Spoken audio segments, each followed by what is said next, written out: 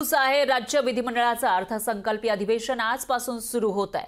विरोधक सरकारला घेरण्याच्या तयारीत आहेत। कायदा आणि सुव्यवस्था, आरक्षण, शेतकऱ्यांचा मुद्दा या प्रश्नांवरून अधिवेशन गाजण्याची शक्यता आहे। तर लोकसभा निवडणुकीच्या पार्श्वभूमीवर अर्थसंकल्पीय अधिवेशन सुरू होते। अधिवेशनाच्या दुसऱ्याच दिवशी म्हणजे उद्या लेखानुदान अर्थात अंतरिम अर्थसंकल्प सादर केला जाणार आहे। तर विधिमंडळ सचिवालयाने निश्चित केलेल्या कामकाजानुसार आज वर्षाच्या पुरवणी मागण्या मांडण्यात येतील। 27 फेब्रुवारीला पुरवणी मागण्यांवर चर्चा होऊन त्या मंजूर केल्या जातील। आणि याविषयी अधिक माहितीसाठी आपले प्रतिनिधी स्वप्नील जाधव हे थेट आपल्यासोबत जोडले गेले आहेत। स्वप्नील, काय सांगाल? आजपासून अर्थसंकल्प अधिवेशन सुरू होते आणि मागचं अधिवेशन आपण बघितलं तर त्यामध्ये विरोधकांनी सरकारला घेरलेलं होतं। विधिमंडळाच्या पायऱ्यांवर नाना तऱ्हेने ते आंदोलन करताना दिसले होते। आज तसं काही चित्र दिसतंय का?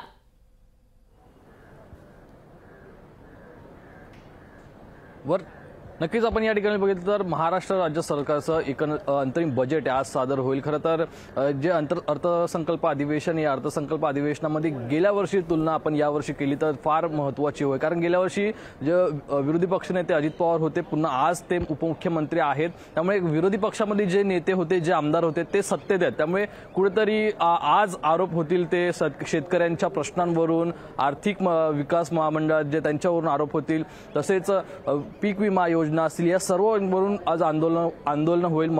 विधिमंडळाच्या पायरीवरती सुद्धा मराठा आरक्षणावरून आंदोलन व्हायची शक्यता आहे। एकूणच अनेक प्रश्न हे राज्य सरकारच्या विरोधामध्ये विधेयक असेल किंवा कोणत्याही स्वरूपात असेल हे चर्चा करताना विरोधकांकडून मांडले जातील। आज पुरवण्या मागण्या येणार आहेत आणि पुरवण्या मागण्यांच्या दरम्यान सुद्धा एकूणच विरोधी पक्षनेते आपलं मत आहे ते मांडतील। मात्र विधिमंडळाच्या पायरीवरती आज आंदोलन होईल आणि या आंदोलनामध्ये कुठेतरी गुन्हेगारी असेल, जे सरकारमधीलच काही आमदार असतील त्यांच्यावरती गोळीबार असेल किंवा सरकारमध्ये आमदारांनी केलेला गोळीबार असेल, असे अनेक मुद्दे आहेत ते आज या चर्चेमध्ये आणि आंदोलनामध्ये समोर येतील। फरा निश्चितच स्वप्नील, सध्या काय चित्र दिसतंय? कारण थोड्याच वेळामध्ये आंदोलनाला सुरुवात होणार आहे, तर विरोधकांकडून तशी काही तयारी दिसते का? आणि दुसरं म्हणजे सरकारकडून सुद्धा तयारी केल्याचं दिसतंय, कारण सरकारची जेव्हा पत्रकार परिषद झाली होती तेव्हा विरोधकांवर निशाणा साधला गेला होता। नक्कीच फरा, अर्थसंकल्प अधिवेशनाला आज पहिला दिवस आहे। खरं तर पहिल्या दिवसाची तयारी आपण बघतोय, या ठिकाणी तयारी सुद्धा केलेली आहे। अद्याप कोणतेही आमदार या विधानभवनाच्या परिसरामध्ये दाखल झालेले नाहीये।